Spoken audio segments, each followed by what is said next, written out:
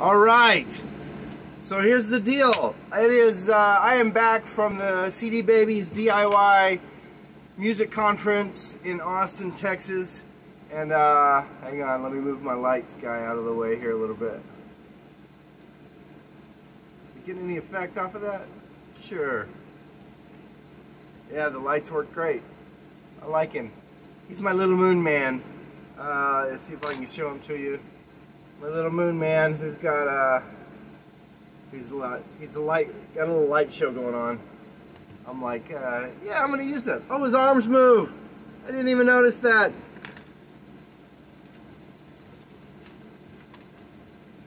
And I can't get him to sit back in his, oh, get back in there, you little shit. All right, there he is. Okay, so I just got that back there for some effect, you know, because I've got I got it all going on. I got to get my, so I'm going to do a plug here for 94 FMX, Lubbock, Texas. He gave me some t-shirts. His name is, wow, I forgot his name. Doesn't matter. If I remember it, I'll say his name. He's the morning DJ. So I got my soda. Another plug, Warm Audio microphones. I just bought a microphone so I can record my next album. I also just bought my next album, prepaid for the whole thing, because CD Baby's running a deal right now for like 25 bucks for a Pro, which is awesome. And if you don't know what that is, it doesn't matter, but it's basically I record my album here in my studio, I send it to CD Baby, they become my publisher and my distributor, and they collect royalties from across the globe on my behalf. And I don't have to do that much, other than manage some YouTube accounts or whatever I got to do. Actually, I say I don't have to do much, but I really got a lot to do, which is what I've learned from the CD Baby DIY convention, which is what I'm going to talk about now. I got my little notes here. I'm going to get them out of the way. It's also nice, you know, I cut myself shaving, so that's showing up really nice. Especially now that I've pointed out, you're going to really look at it. Maybe I should light myself from this side. I thought I set all this up, but apparently I didn't. So these are my notes from the convention. I'll start it out. I'm going to go through, and I didn't even take that good of notes. I just wrote down stuff, mainly things that people I wanted to look up, people I wanted to remember. I also have some plugs for some people. I have not heard this person yet, but their name is Ginger and the Snaps. And it says they are a cabaret-style jazz band that can swing. And I don't even know. It says Bethlehem, Pennsylvania. I talked to her for a little bit because she's the redhead there. And she dressed so cool. And then I was trying to think of like what kind of music she might play. And pretty close. I pretty much, yeah, figured out what she was playing. And then I told her about a band I used to know in Nashville that is no longer a band, called Bada Bing Bada Boom. Look those guys up. I think they're defunct, but I think they quit playing music about, I don't even know. The band broke up, and then I know that the lead singers, and I'm sure they're all still working doing other stuff, but they were amazing. And it's Bada Bing Bada Boom. It was a swing band with those great harmonies from like the 1920s and 30s. Great band. They have nothing to do with any of this.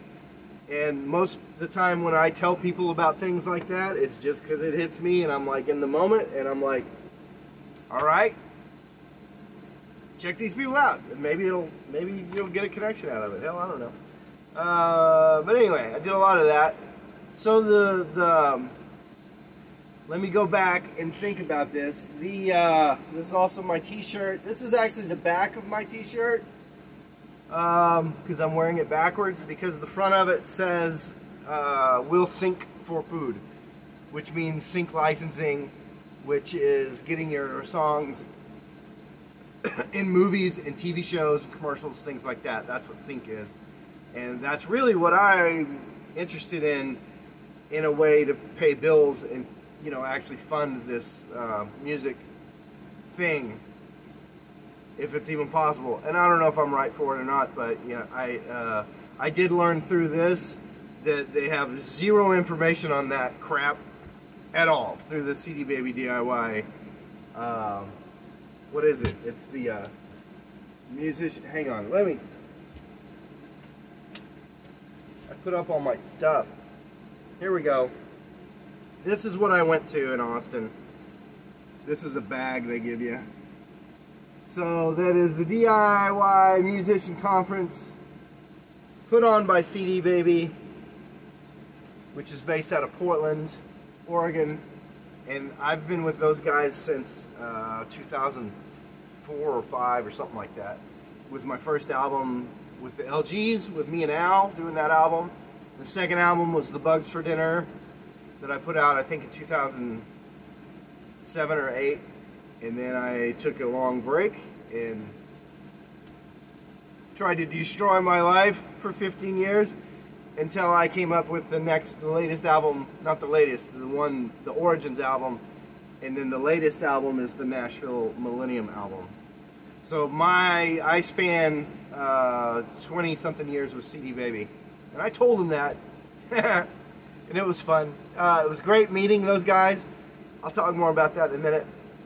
First guy that came out was Kevin Bruner, who is one of the DIY podcasts, CD Baby podcast hosts, and kind of the creator of the podcast. He's also, the whole thing is named after him, which I told him, I was like, you got to realize how cool that is, right?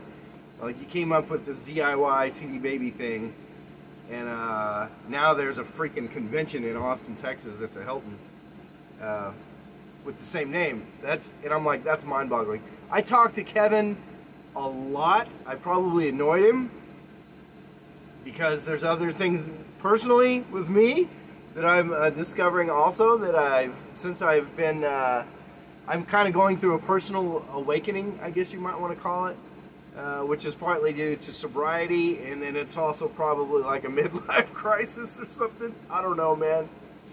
So so Kevin came out, opened the show. One of the stories he said that, like, he was talking about the power of music, and that everybody that is this convention, everybody there, hundreds of people we're just trying to do music for a living, you know, and actually survive playing music. Which nowadays, not just nowadays, it's always been a hard thing to do. It's always been get discovered, get on a record label, you know, and get, you know, the difficulty of being a musician has always been insane. So right now, the difference is technology has changed. And even though some of us, like me, are very bitter about what happened with Napster, and then, which most people don't even know, is actually Spotify. They just killed Napster, and then they all started over and did the same damn thing in another country, and they called themselves Spotify. So I've got a real hate relationship, but also with Spotify, you gotta realize that because they've changed the music industry, they're now one of the forefronts in research and development on how to get people played. And honestly, all those people at this convention now have, whether they get paid or not, we all have the opportunity to get our music across the globe, which is kind of mind-boggling that I'm sitting here in a shed that I built with some help of my nephew Vance, and this, I've made albums in here on this equipment for the last 25 years or so, give or take, and I have 4 albums that are distributed through CD Baby online, and they are global. They're worldwide. Like, people in Europe can listen to my song that I made sitting right here in this chair. And as much as we hate Spotify for this, changing and really making it to where nobody gets paid, at least not much, the majority of us don't get paid much of anything for this passion and this love that we all do, that all these people go to these conventions for. Tickets were not super cheap, affordable. My ticket, because I got in super early, because I live in Austin where the convention just happened to be, was $100. And that was awesome. Their other deals that they were giving for people were giving away the convention tickets for free if you booked your stay at the Hilton, which was about $450 a night. So whoever can afford whatever that is times 3, because my math brain doesn't work, 4, 8, 12, over $1,200 for 3 days stay. Well, so I also thought going into this, because of that situation, that it was going to be nothing but a bunch of young, rich kids that were just going to fill this place up. I couldn't be more happy that I was completely wrong about that expectation. That the people that were there were from ages probably 17, 18 to 60 years old. Still trying to make a living with music, trying to get their stuff out there and do the thing. And because of CD Baby and this kind of do-it-yourself DIY world of technology that we live in, that this ranges this whole spectrum of people from all over the country and other countries too. There was quite a few foreigners there, which there's no way I'm going to get through everything. So there's this guy named Terrell Woods. Wait, I didn't finish my thought with Kevin Bruner.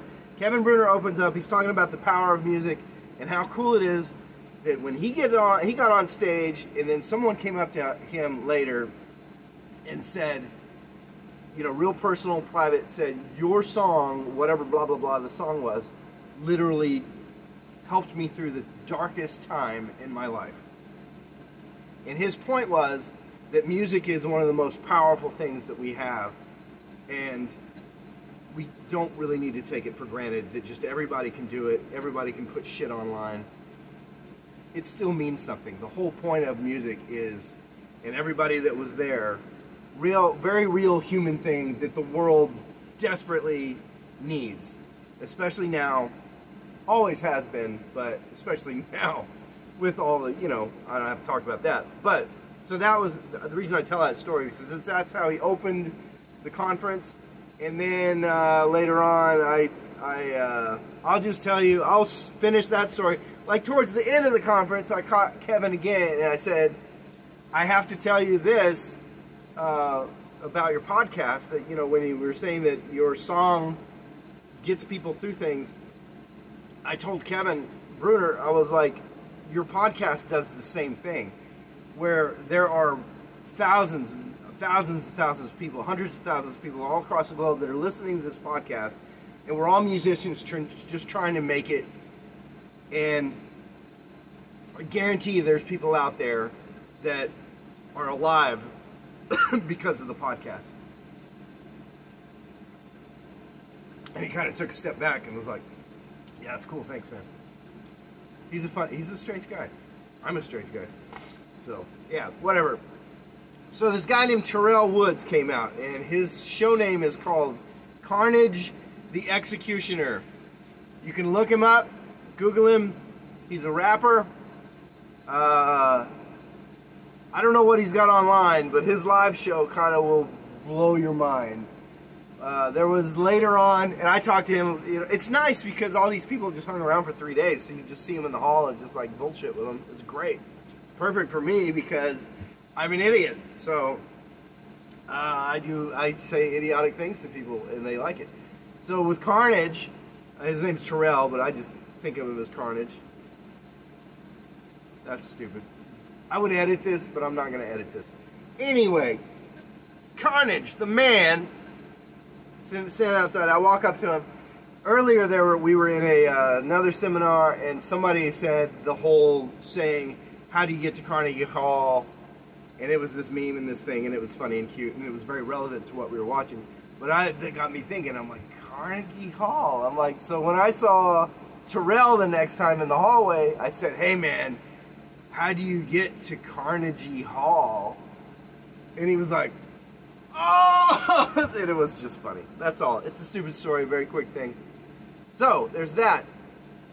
I guess the next thing I went to was a seminar about TikTok, which apparently the new cool trend right now, and which will change next week possibly, but if you got all the shit and you know how to do it right now, is to do a thing called duets, which you can throw a beat down or something like that and rap something on it, and then you can throw it out there and somebody else will jump on that in a split screen and do an actual duet with you, just from wherever they are. The one they were showing was some unknown person like me or something, except they were spitting rhymes or whatever on a beat, and then freaking Idris Elba comes up on the other side of the screen and he starts throwing down some rap, and it was like, okay, that's cool. That don't fit me, but for other people, beautiful. And then you can share that. The idea is, promotional wise, for music, if you get Idris Elba tagged on to something you did, you're going to get a lot of attention. So that was their point at that. Facebook, I went into Meta. Is this where I am right now? Oh no, this is a different thing. No, it is Facebook though. Yeah, so Facebook and Instagram are kind of melded together, and that's something I personally need to figure out and fix, because yeah, and there's reasons for yeah anyway. But so there's this whole thing with Facebook getting a business page, which I used to have and now I don't, because I screwed it up and they let me screw it up and now they won't help me fix it, and I'm very upset about that because it's my entire history of my music stuff from pretty much the day I started doing videos out here in the shed or wherever I was doing. So it's my entire thing that I don't have archived anywhere because it went away. And I'm going to keep trying, but yeah, so there's a lot to do with Facebook. Facebook is actually doing some really cool stuff. If you have a business page and you go pro, now Facebook or Meta is actually opening up all these data analyzing tools, things to share, things to pop on Instagram that work together with Meta really well. Really cool technology. These companies, as much as we hate them for making our lives hell and putting so much pressure on us to throw our own content and just give it away to them for free while they make millions and billions of dollars off of our content that we just give them, and then we get some, chicken scratch from it. But we can hate them for that, but at the same time, they give us these great outlets, and they are trying, even Spotify is trying to do things to help the little guys like us that make them rich. So that's damn nice of them. Anyway, the really nice lady, I can't remember her name, I didn't write it down. I didn't really start taking good notes till the end of this, so who cares? But there is, yeah, okay, I was getting ahead. So there's the lady that was talking about Meta and all these cool programs and everything. She was there. People started asking questions at the Q&A at the end of the thing. 3 people were talking about getting a hold of customer support and tech support and getting help from an actual freaking human with a problem they have, and she has no answer for any of that, which is where I also am. I have a big problem with trying to get someone to help me get my administration back on my Facebook or Meta page so I can move on and keep going with my stuff, because all my stuff's there. And I've been trying to get a hold of somebody for a year, and I get nothing. I've tried everything I could do. I Google it and try to figure out how to get a hold of them. They're impossible to get a hold of a human, and they don't seem to give a shit. So it's very frustrating on that side of Facebook, and they're gonna have to fix that. Honestly, me and probably millions of other people would just be like, to hell with you, Facebook, if we could. But we can't, because it's also free. We don't even pay for it, and they give us a service that is incomparable to anything.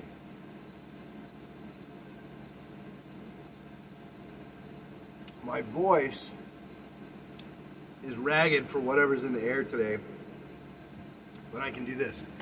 one man in a world. I can do that. I can do the voiceover guy, which is funny.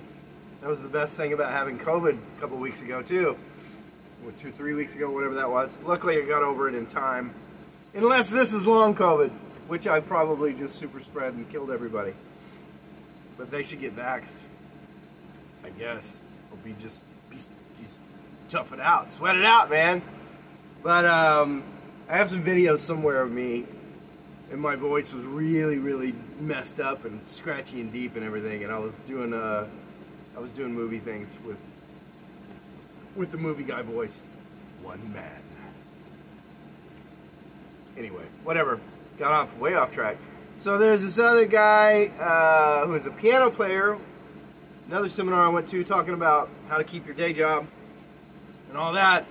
I thought that would be cool because I thought it'd be like, here's how you get rid of your day job.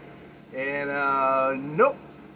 He actually kind of promoted having a day job because you have skills. You gain skills from your work.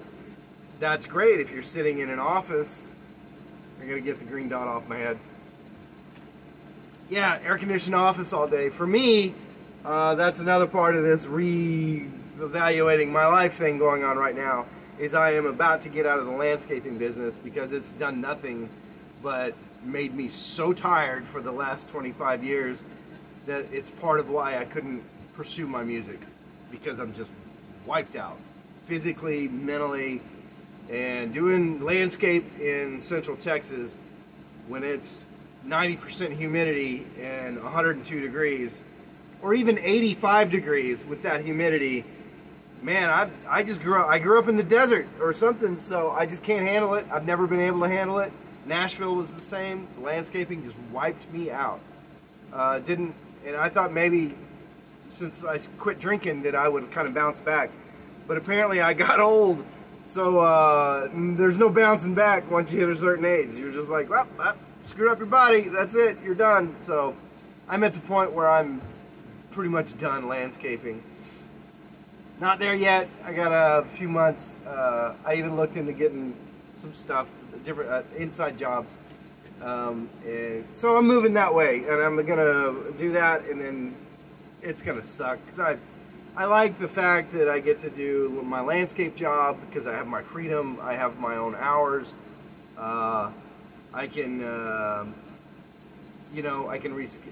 yeah, it's so much freedom, and I'm going to lose that. Plus, I make more money doing that than I would ever make at a day job. So it's going to be a huge pay cut. I just realized I should probably charge my phone, plug it in.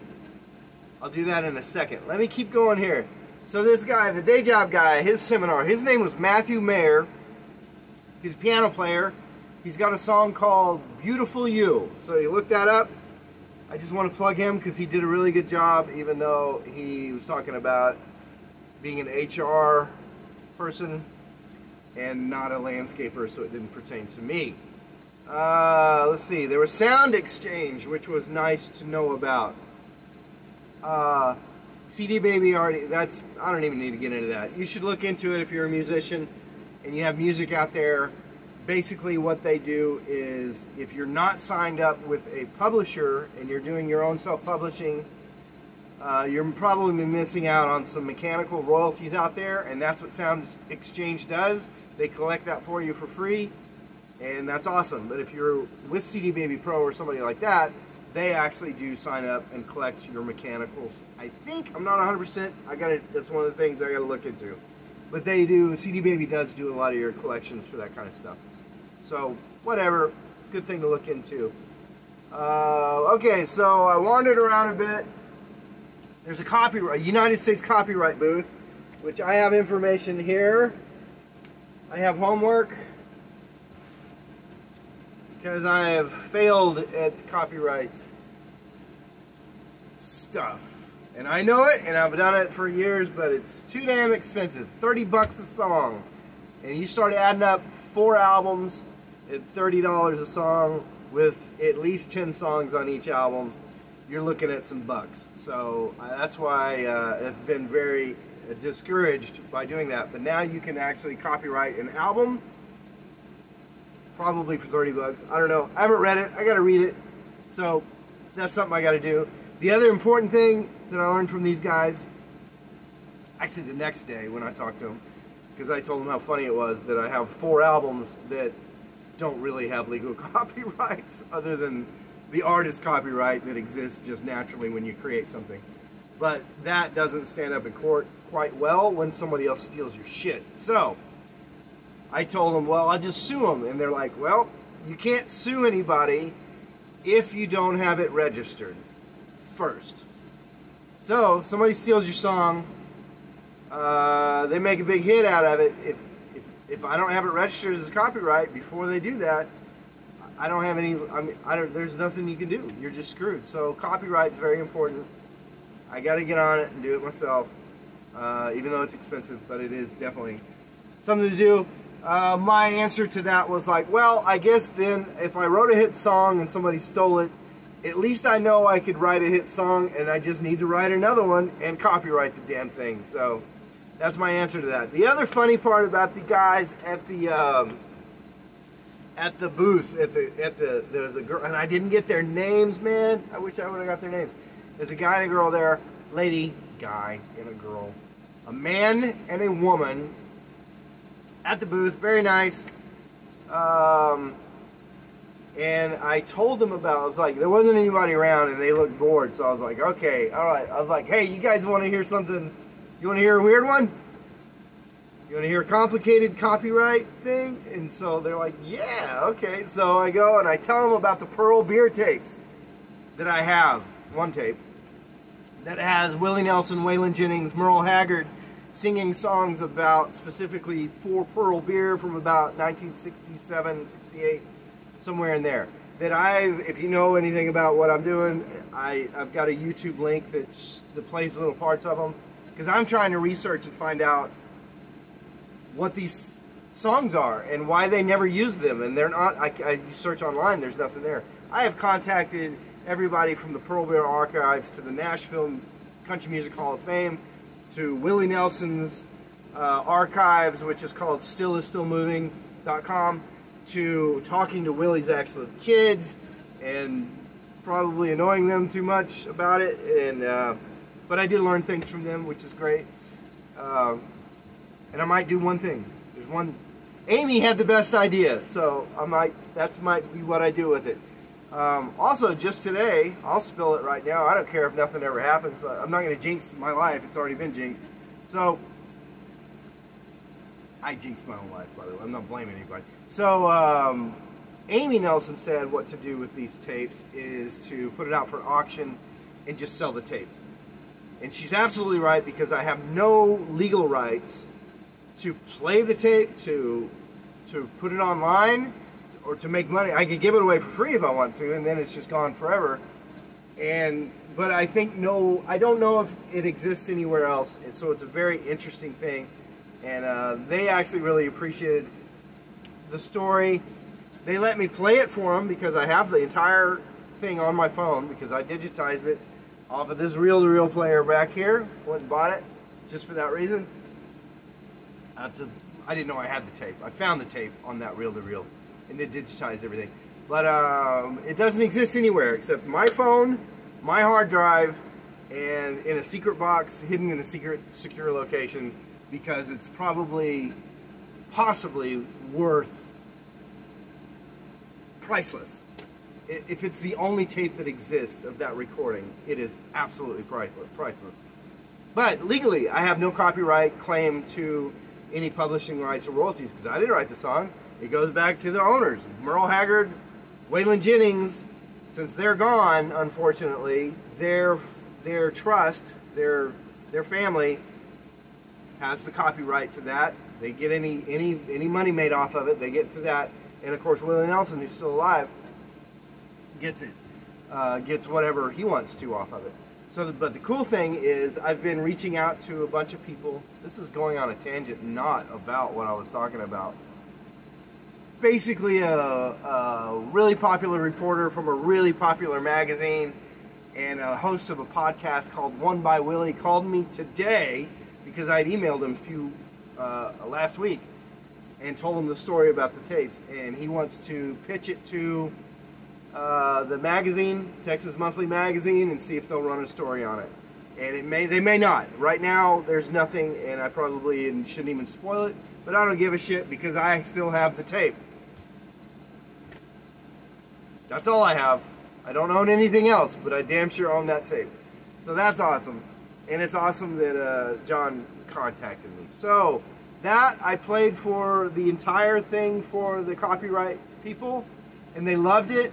And strangely enough, those are the only people that have let me play it for them. I've tried to play it for other people, Willie's family, with his kids, and they were like, no, I do not want to hear that. Stay away from me.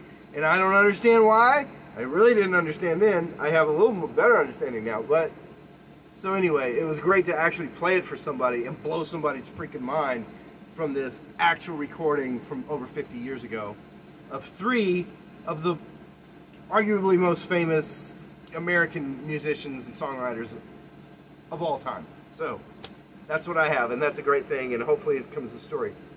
Next thing is this guy who does Musicpreneur. Basically, he talks about, wow, he talked about a lot of stuff. His name was Tiamo, and he was, you know, I skipped over some stuff, but that's okay. So he was talking about doing keynote concerts instead of pursuing a career as a musician, songwriter, artist. You can just do keynote concerts. You're basically a public speaker who is also a musician, and it's a big thing. Corporate parties, they pay good. And I know I have some friend, John Myers, who is with a band called the Strata Band. Look them up. They play weddings and corporate events and things like that, and he does great. And he's a cover band guy. He was doing some original stuff. I don't know if he still is, but he's cool. He's on my LG's album, playing guitar and doing some backup vocals. Strata Band, look them up if you want to hire them. They're in the southern area from Kentucky, Tennessee. You know, they'll travel, man. You pay them, they'll go. And they're a really good cover band. Fun.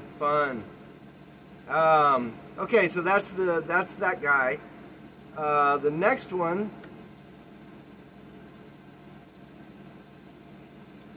was, I went to a seminar because Brendan Anthony was there. The copyright people actually told me to go talk to him about the Pearl tapes, because Brendan Anthony is the head of the Texas Music Office, appointed by the governor of Texas. And also there was in this, they were explaining the MLC, which is a Mechanical License Collective, which is a government organization that's a spin-off, not a spin-off, in addition to another organization called something else. I could find it if I can find it real quick. It's important. Music Modernization Act, which went through Congress and Senate of the United States to try to get musicians paid, so people like Spotify and Napster and things can't not pay artists for their material. So that was that. These guys, Lindsay Major was her name. She's, I think, the head of that project called the MLC. She gets you paid. She's awesome. She gets us paid. And she lives in Nashville. She's from Nashville. I didn't get to talk to her much because I had another thing to go to, which was the live taping of the CD Baby DIY podcast with Kevin Bruner and Chris Robley. And it was fun to see the actual podcast that I've been listening to while I've been out mowing yards for the last 3 or 4 years that I've been listening to those guys. That was cool as hell to see that, and it was fun, and I didn't say anything stupid, even though I really wanted to. But I didn't. What I wanted to do, and they probably would have edited this out if I'd done it, but they had a microphone up for people to do Q&A at the end. It's also being videotaped, you know, because it's going to go on YouTube for the podcast. But what I wanted to do was go up to the mic and say hello to myself so I would hear it when I was out mowing yards when they broadcast it later. I'm sure they wouldn't have let me do that, but I wanted to do it. And I think Chris Robley would have thought that was funny, but I think Kevin at that point already had had enough of my shit, so I didn't do it. And yeah, anyway. So this other guy, the next one I went to is, it's called the Band Makeover. It's a guy named Tom Ross, who, when I went in, what they do is they take a band, a live band performance, and they tweak it and make it better. Okay, so this was a tough one for me, because being a band leader for so many years, and not years at a time, but you know, okay, I've had my own band a few times, and I have ideas, and like, okay, let's do this, and it's part of the process, and it's excruciating to learn a song and learn where and produce it and learn how where the breaks and the stops are going to be and where the drum fill's coming in and all that. And I didn't get too crazy with all that because I was whatever. But that's partly what he does. The other part is the entire aesthetic of the band, presentation, performance, that kind of thing. When it first started, I thought, oh my God, this is the most excruciating thing I'm ever going to sit through. Because my mind kept going back to, I wish I could throw the clip. If I was going to edit this, maybe I would throw the clip of the movie La Bamba with Lou Diamond Phillips as Richie Valens, and then, oh man, I can't remember his name, the actor that played the music producer, the record producer, who got him in there in the studio. And there's a scene where he's going, doo-wop, baby, doo-wop, ooh, or something like that. And the producer comes over there and he goes, no, no, no, no, no. I want 3 ooh-oohs and 4 doo-doody-doody-wops. 3 ooh-oohs and 4 doody-doody-wops. And I was just, in my head, that's what I'm thinking that this guy is doing to this band. And it was excruciating. But as it progressed, it turned into one of the most fun things. And hard, because this band was an actual real band that tours. They were playing an original song. The name of their band was, oh, I didn't write it down. Shit. Well, they're a good band. I would remember it. I can't remember it right now. They're actually a Eagles tribute cover band, but this, what they were doing was an original song, and they're playing it, and oh man, I'm at only 37 minutes. Okay, so they played their song, the original. It was kind of lackluster and everything.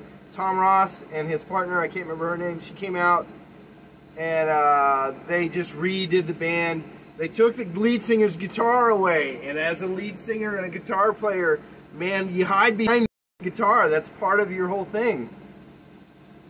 I just started a new video, it said. So it's just part of your whole thing. Wow, I shouldn't have said the same thing twice right at that edit. So I need to charge my phone. Hang on, let me pause. I'm gonna start over. No, I'll just keep it going. I'm gonna have to edit some of this. Hang on, I gotta plug it in now. Let me, I'll keep talking. I gotta get this plug out of here. So Tom Ross was up there. He got the guys to, got the lead singer to drop his guitar, which had to be crazy hard to do. He even said it was like, he's like, this is a first for me. Like, this is not something I'm used to doing. Hang on, I'm plugging in my phone so it doesn't die. Now I need a USB port. And that's not even on, so I gotta go back to this USB. So hang on a second. Alright, it's plugged in. I have no idea if it's charging. We'll see, at least maybe it won't die.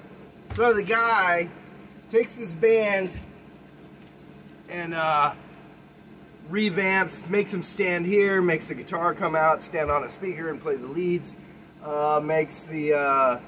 breaks down the song a little bit, does a thing, and they hit this part where they're like, okay, this is like the third verse is just the first verse repeated and all that, and it's like, let's just lose that, and they're all like, no, we can't lose that. That brings us back into the bridge or whatever, and so they go through this and they find it.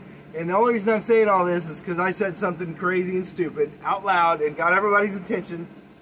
But I was like, he was sitting there brainstorming, thinking, okay, how do we bring this song back from the bridge into maybe a lead or whatever. He was trying to restructure the song, but they need a segue from that moment where the guitar player or the lead singer was singing or something. I don't know, it doesn't matter. But it was transitioning, it was awkward, and they had to fill some space for everybody to get back into places and begin the next bridge or the verse or whatever it was. And I yelled out, "Drum solo!" And everybody busted out laughing. And I didn't really mean like a 20-minute drum solo, but that's how it came out of my head. What I meant was just a hard fill. Doesn't matter what I meant. Not my show. I didn't have any right to say a damn thing, but I couldn't help it. I'm sitting all the way at the end in the front row. And he looks at me, Tom looks at me, he's like, "No, man," and people are laughing. And the drummer back there, he's like, "Hey, I paid that guy to say that," you know, so it turned into this really great moment. And I even saw the drummer later and said, "Hey," you know, I was like, "Hey, a drum solo." I'm like, "That's me," you know, and talked to him, and it was really great. But that was fun as hell. And it turned out, they turned this song that was a really good song, but they turned that song into like an opener, like grab your attention, get people sitting their ass in the chairs or standing up and just moving. I mean, it's just really powerful and intense the way they just rearranged things in that song. And then, yeah, did some a cappella harmonies and just beautiful. It was fun to watch. So that was those guys. That was Tom Ross, the band makeover. The band, I did write it down. It's the Already Gone Band. And for some reason I wrote Dogs in a Pile. And I don't remember why I wrote that, but that's... Google it, man. It's probably something. Okay, so the next day, this is Sunday now already. So Friday, Saturday, Sunday. Balanced breakfast, which I thought was going to be like, okay, fruit, bacon, eggs, toast. A balanced breakfast. It is not. It was, as we were going in, they did have boxes of Voodoo Donuts, which I don't know if you know about Voodoo Donuts downtown Austin, but holy crap, they're so good.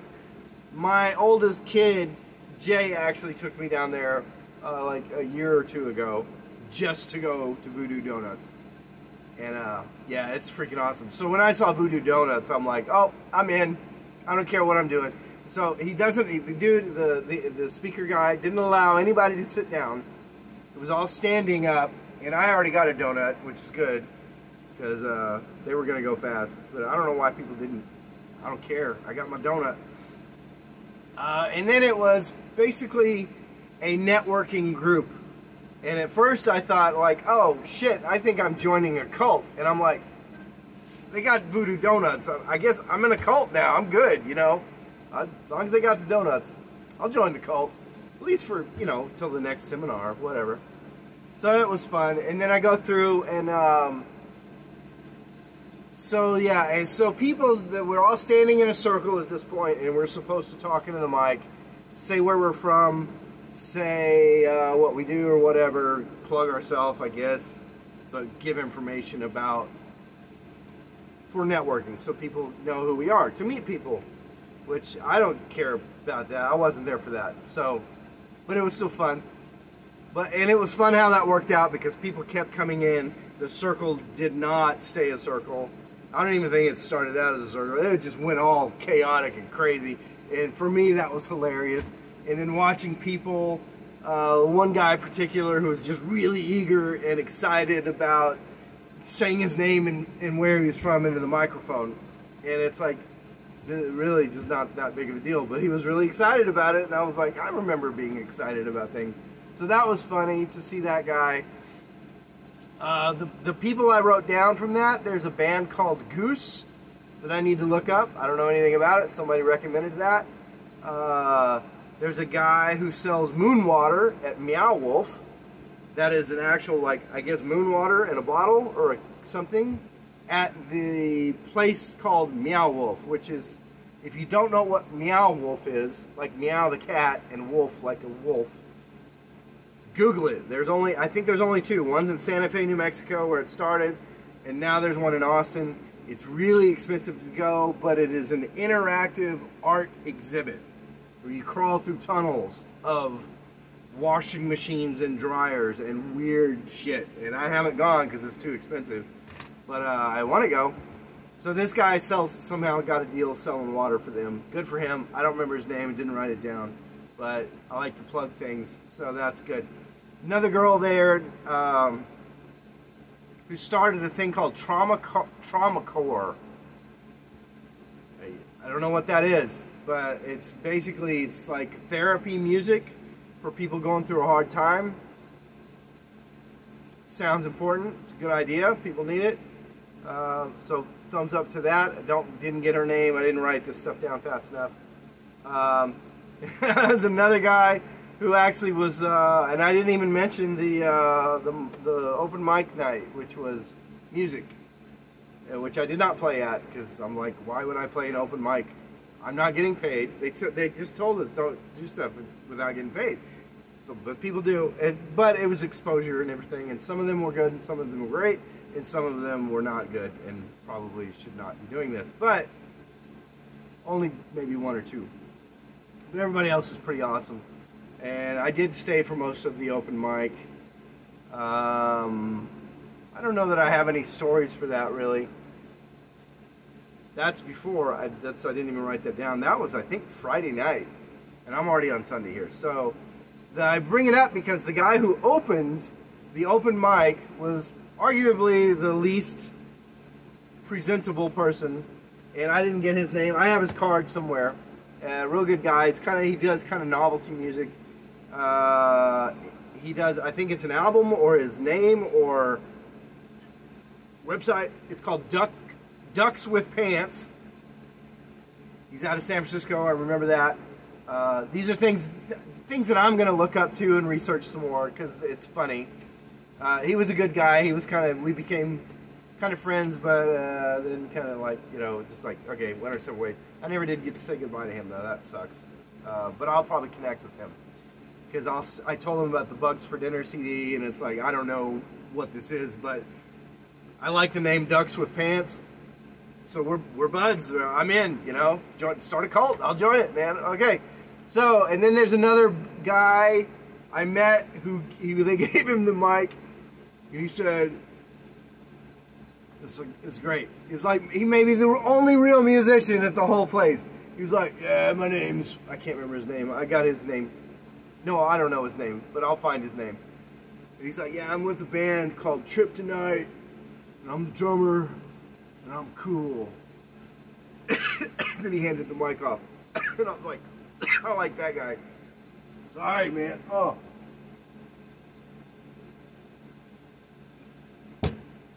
Ah, my throat's killing me. The only reason I'm doing this today, sniffly, coughing, choking, is because I'm not gonna have another chance to do this. I gotta go back. I'm back to work, busting my ass again. It's gonna rain. I don't get rain days anymore. I used to until we started applying nematodes, which eat grubs, and they're really good for pest control in your yard, fire ants, grubs, things like that. They're microscopic worms. You have to see them through a microscope, 100x. It's creepy shit. But now, when it rains, I get to go to work because I got to put those guys out, and they got to be able to get into the soil through the water. And it is usually so hot, and the sun is beating down, and we don't get a chance to do it. It doesn't rain much anymore. So now when it rains, I have to take advantage of it and get my ass out there and get soaking wet all day and do as many yards as I can for my clients, putting out microscopic worms to eat their bugs. The irony of this, the reason I tell that story, is because I named my pretend record label Rain Day Records because I thought that I could come out on days where it's raining and record music. And that is not true anymore. It might have been when it started. But, so anyway, that's just, I'm just angry about that. Okay, 50 promos in 50 minutes was Christina. What was her name? Christina, I didn't write it down. I know her last name. She was also the entire event organizer. Is that what it is? That's not the right name for what she, but she did organize the entire freaking convention. Christina. And she's awesome. She's so funny, and she was entertaining and just great. And I just liked her a lot, and I didn't talk to her much because she was very busy, and I didn't want to say something stupid. But don't worry, I did. I did say something stupid on Sunday after the 50 promos in 50 minutes that was hosted by Christina.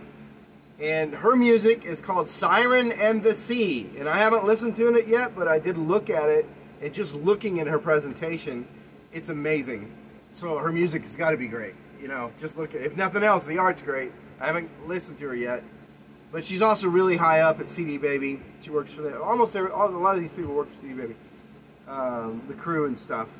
And they're always musicians. Like everybody that works at CD Baby, almost everybody is also an artist or a musician, which is kind of a cool corporate culture to have.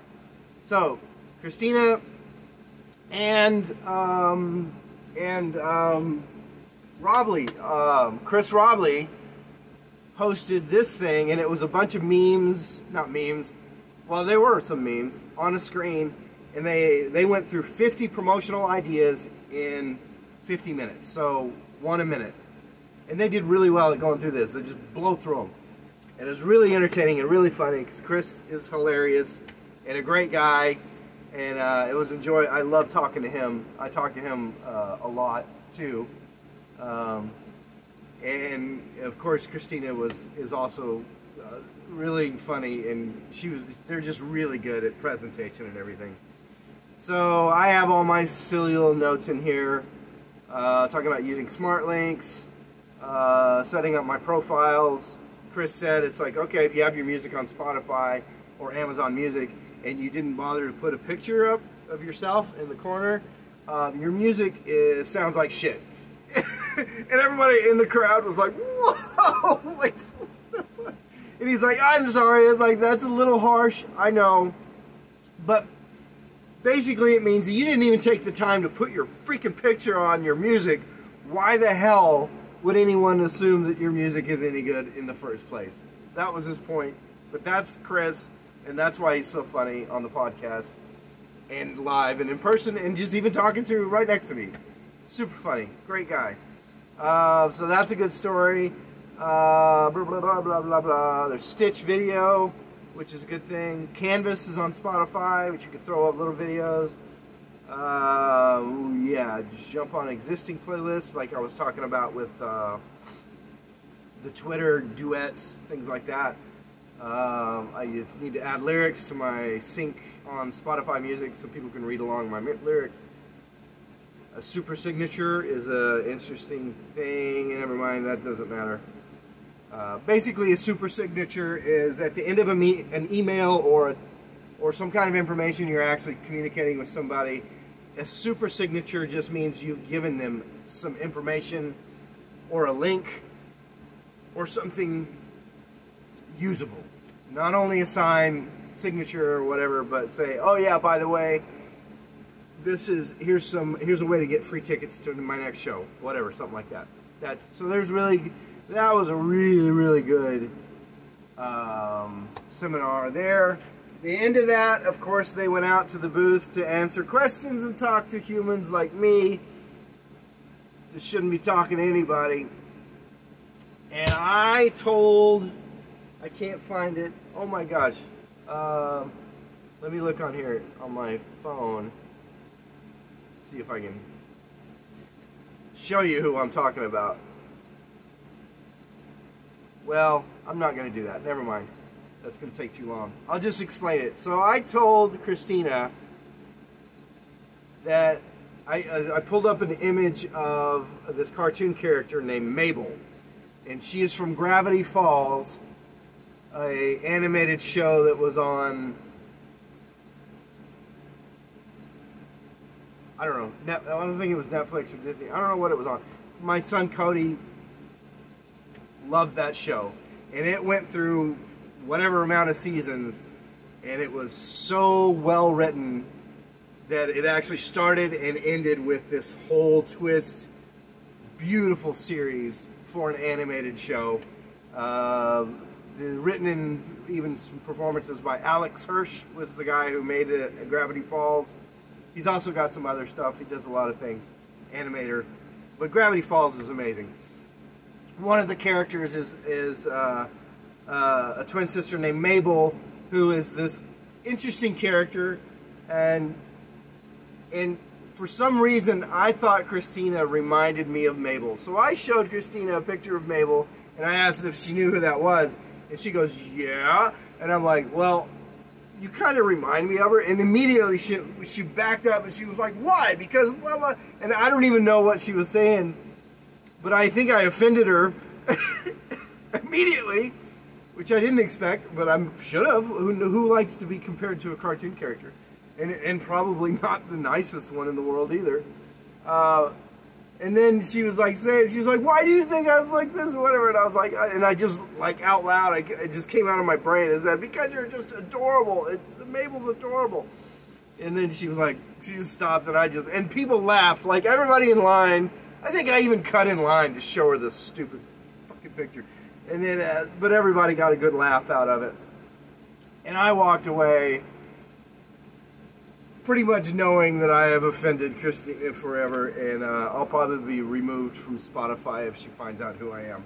But I'll apologize, but not really, because she reminds me of Mabel. So I don't know. Anyway, that was a foot in the mouth moment, saying things I shouldn't be saying. Okay, what's next? That was the promos things, the lyrics, production notes. Yes, that goes on and on. That was really informative. Probably one of the most informative ones there. YouTube people were there. I learned a lot of things I need to do. And then I was going to do that. And then I went on to CD Baby and purchased my next album because they're running a special right now, which is amazing, and I don't really know why they're doing it, but it's like 25 bucks for a CD Baby Pro album or a single. And I'm like, well, I'm going to buy that today, so I did that today. But before I did that, I go to the CD Baby site, and I get this notification that says you need to reassess your YouTube official artist channel through CD Baby and link those two up or whatever. And I'm like, okay, click yes, I'll do that before I buy this album, because it's right in front of my face. I go there, I do the things, do whatever it tells me to do, and then at the end of that, it tells me, don't make any changes to your YouTube channel for 2 to 4 weeks while these changes take effect. They need time to sync up, I guess, whatever information they're doing that I just told them to do. So now I have to wait a month before I change my YouTube channel and do all these crazy great things. And I hope the hell I don't forget, because they're really good things I learned off the YouTube guys. That guy's name was Eric Knapp. They're starting a whole thing. It's songwriters.youtube. That's it. No .com, no nothing. And I don't know if it's there yet, but they're working on it. And it is going to be a YouTube, just incredible, helpful platform for songwriters specifically. And it's going to help you do all these great things through YouTube, through your channel. Good stuff. He showed us a lot of it. I don't remember all of it because I don't know if it even is launched yet. But when they do launch it, it needs to be looked at for sure. Yeah, and curating content, that's another thing. You can actually do things and take videos from other people to build your channel. Put content from other people on your channel. That was a good thing. I never even thought about doing that. I don't know what content, but you know, maybe just stuff I like. Should be music related, but I'll probably put stand-up comedians, like the guy, I can't remember his name, that did In a World, One Man. So, and he was he was doing that comedy stuff, but he did it really well. I can't remember his name. I'm basically stealing his bit when I do it. Yeah. Yeah, okay, so that's that. Met this other girl named AnneMarieMusic.com. Young girl, talked to her a long time. It was very cute and funny. And she's from Louisville, Kentucky. Just starting out. I don't think she has much of anything out there. But she's like really chill and laid back. She was actually at the Balanced Breakfast thing when she got on the microphone and said her interest or whatever. Oh, I've got another story for that. Her interest or whatever. The MC guy immediately took the mic after her and said he just loved her NPR voice because everybody just calmed the hell down in the whole room when she started talking. And I thought that was really funny. The other thing, going back to that, when it did come around to my turn at Balanced Breakfast, it was, at this point you couldn't, the rules changed because there were so many people and we were running out of time. So it was just name, where you're from, that's it. He said if you could squeeze in a .com or something that's pertinent to, you know, a guilty pleasure or a podcast or something you listen to, a song you can't stop listening to on repeat, whatever, throw that in there, but do it quick. So I got to me, I said, you know, my name, I'm outside Austin, and I said the podcast I'm listening to and that any songwriter should be listening to is called One by Willie, and it is on, it's a podcast by John Sprong, and it's about musicians that talk about Willie Nelson songs and other Willie stories and things like that. And I'm like, and that's all I said. But when I said that, I didn't realize that there were going to be a lot of Willie Nelson fans. There should be, but I didn't feel like there were going to be a lot.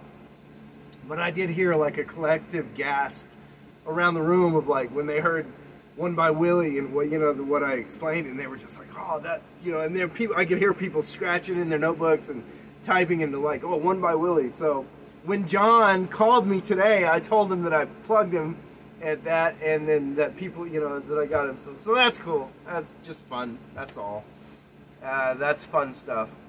So there's that. Anne Marie was really nice to talk to. We were talking about, oh man, I'm dying here. We were talking about Hungary because this was the end, almost the final thing, and we were just waiting for the final seminar or whatever, and the whole convention was going to be over, but nobody really went to go take a lunch break. So it's like 2:30 and we're all starving. And she thought it was funny because she said the last thing my dad told me when he left me at the airport in Louisville was, make sure you get a healthy lunch. And she's like, and here I am, like, I've been eating crap and I'm like starving, my stomach's, you know, it's like, it was funny. She was really cute and nice to talk to. With her NPR voice too. That was fun, and then there were some other people I met during that. Just people started talking everywhere. The end show was a band called Making Movies. That's the name of their band. They have a song called No Te Calles, No Te Calles, that they co-wrote with a guy named Ruben Blades, who's been around for 50 years or something. And it's a really good song. The band themselves, they're like a Latino, half Spanish American mix of music. Really beautiful band. Check them out. Call them Making Movies. They had a lot of great stories. There was some heavy stuff in that. There was one guy who questioned at the end, and his name was Ricky, and he was talking about being Mexican and growing up, and he was probably about my age, maybe a little younger, but really close. And so was, her name was Alicia, that she works for South by Southwest, and she curates Latino music for them, and she gets to go across the world and scour, and she's got a great job, and she's funny. And she grew up in the Rio Grande Valley in Texas near the border, so she's the real deal. And so it was fun talking to her, or listening to her. I didn't actually talk to her, listening to her. And then, but Ricky was talking about reconnecting to his culture. He said he grew up being Mexican from a Mexican family and moving into America. His parents were immigrants. Moving into America, his family did not want him to speak Spanish. So they didn't let him speak it. And he actually forgot how to speak Spanish at an early age. And then, but he said now that he's in his older years and he's playing music, he wants to reconnect with his culture. And his question was how to reconnect with his culture. He's like, I feel like I have to write songs in Spanish to connect to that and everything else. And that his question, whatever his question was, the guy, I can't remember his name either. Oh, I should have wrote down the names. The guy from the band was like, hey, you're already doing it. You know, it's like you're doing exactly what you need to be doing. So that was fun. And then Alicia told this story, and she choked up and cried during this because apparently this is some heavy trauma. But when she grew up, she was talking about how that culture, some of them don't want their children speaking Spanish. And she said they actually paddled her when she spoke Spanish. They spanked her. And she like teared up and got really emotional. And that was kind of, I was like, wow, that's a little messed up. I think I turned to my friend and I said, is that no bueno? He doesn't speak Spanish, so I don't know if he knew what I said, but it means that's not good, basically. So yeah, is that it? Oh no, my complaints. Now, to the complaints department, and I'm sure I'm missing stories, but this is a pretty good recap. We're an hour and 6 minutes. If I edit anything, which I'm probably, oh no, wait, it's 2 videos. Whatever.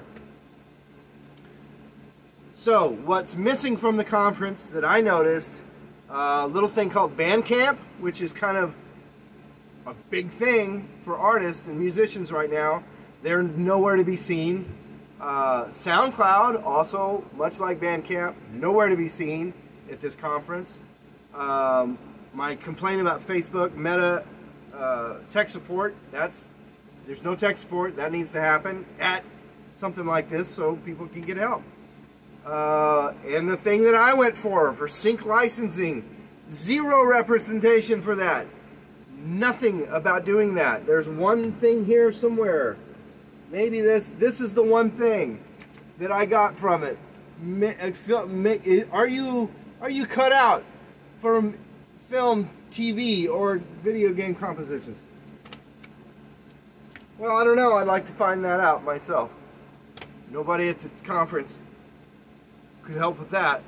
The other thing missing was the entire continent of Europe that plays American music constantly. They're coming over here, we're going over there, and not just, yeah, no representation from other countries, which is a huge market. One of the things about these organizations that are going through our government's program, it's only for United States. Our rules do not apply to Europe in America. So they have their own things, and there was a lot of conversation about that with those people. And that was really funny too. So that was missing. Europe is missing. Guitar Center, Musician's Friend, equipment, music equipment. The only thing that was musical equipment was these guys, Warm Audio, with the microphones, and then there was another one, and I chunked it because I decided not to do it. Nice guys, I just decided I didn't want to do it, and I can't remember the name of it. No, it was on my phone, actually. But, yeah, 2 booths selling microphones. Berklee College of Music was represented there. The other guy with the seminar thing, the corporate thing, there was another one, which I've got here, Book Baby, which is awesome. It's not still affiliated with CD Baby, but Book Baby, how to publish your own freaking book. And I should have talked to that guy more, and I didn't. I just got his stuff in a free bag. But my brain wasn't in author mode, even though I did say, yeah, I need to do this. I need to look into this. Because I'm going to do the memoir thing whenever I finish that. But who else? Oh yeah, the other one I was thinking, just wrote down just a few minutes ago with my kid Jay, who I've asked to commission my next album cover, and he declined.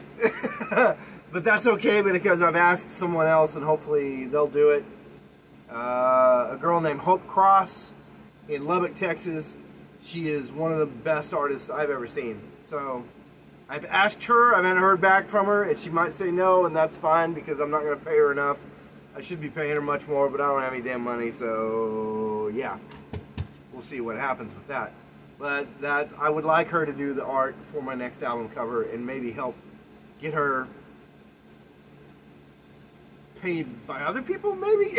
Somebody that can actually pay her, because damn, she's good. Man, she's a good artist. So anyway, there were no artists and no graphic designers.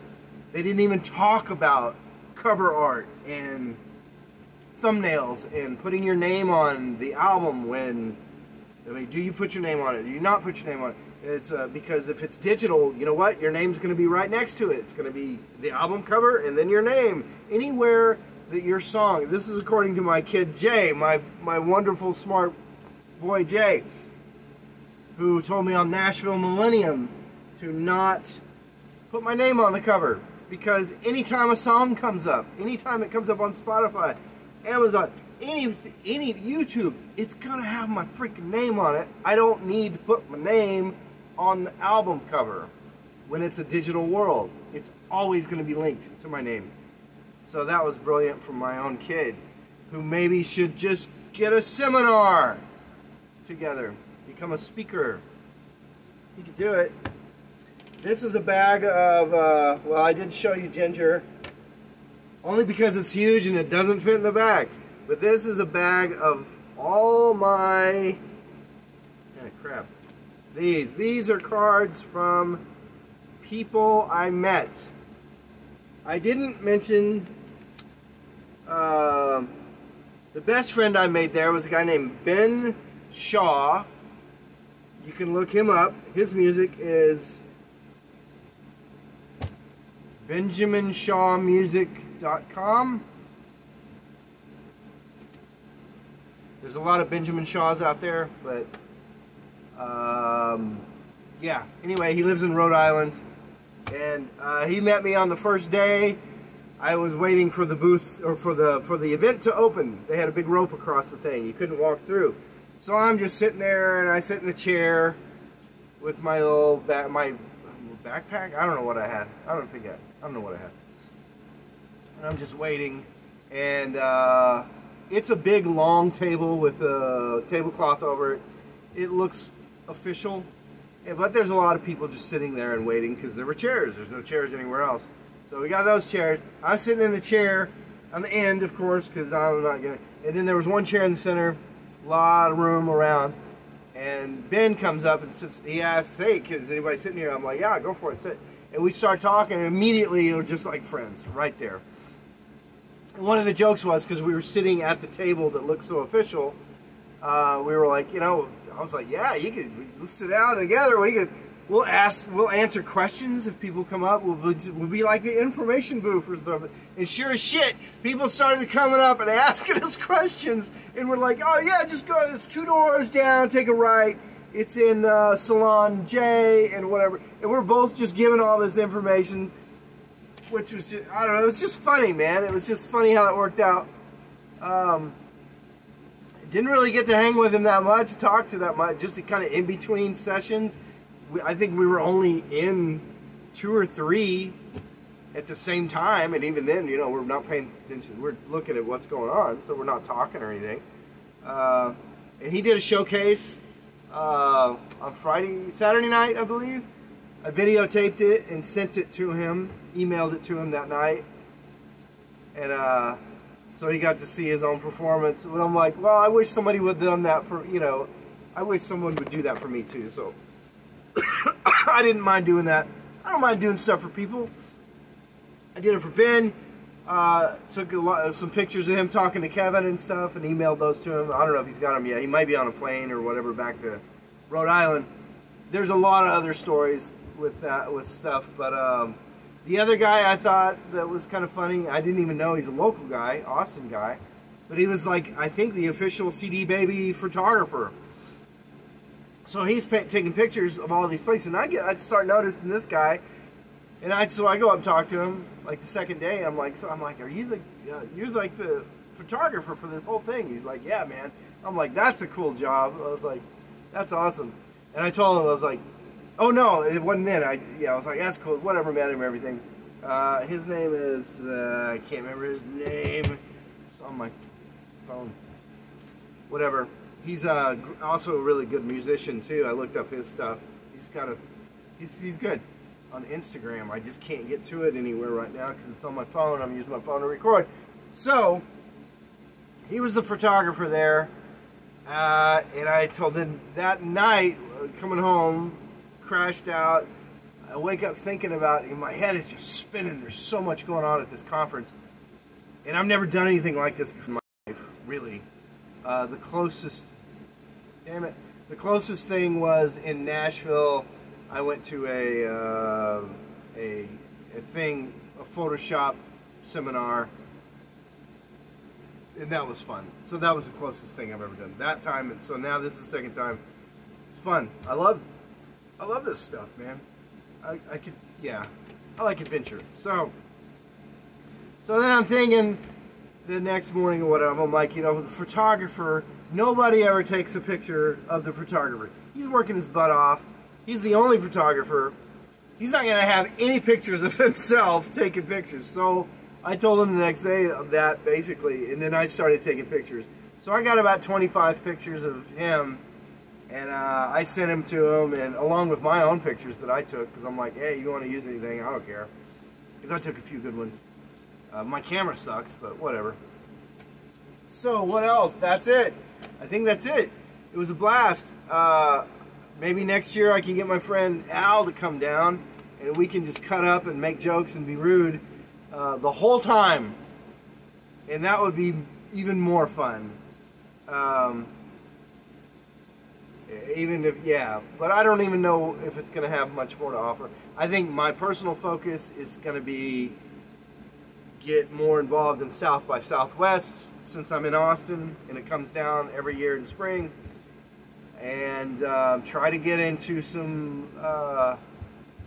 get connected with some movie people, directors and producers and music directors. I mean, I've got a list in my phone of music. When I see something that, like a TV show, I'm like, oh, who's that music director? And I wait and I write that down, because eventually I'm hoping I can refresh on that and go meet some of these people, and then I'll know who they are if I have a memory left.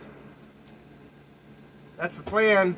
And the other plan is, I also talked to a guy named Craig, I have his card somewhere, who is a promoter, and he was talking about how to get to that level, and I'm going to contact him again. He's a super nice guy, funny guy,